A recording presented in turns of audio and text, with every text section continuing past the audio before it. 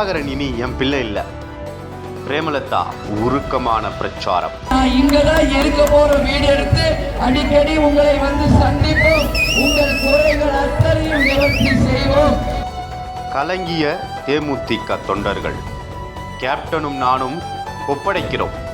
அவர் நினைச்சா தமிழ்நாட்டில் எங்க வேணாலும் போட்டியிடலாம். ஆனால் அவர் இந்த மண்ணின் மைந்தல். தாய்க்குள்ளங்களே, நான் வாக்குறுதிகளை முதல்ல சொல்லிடுறேன். 10 மணி ஆயிரும். ஏன்னா நான் இங்கதான் இருக்க போற வீடு எடுத்து அடிக்கடி உங்களை வந்து சந்திப்போம். உங்கள் குறைகள் அத்தனையும் நிவர்த்தி செய்வோம்.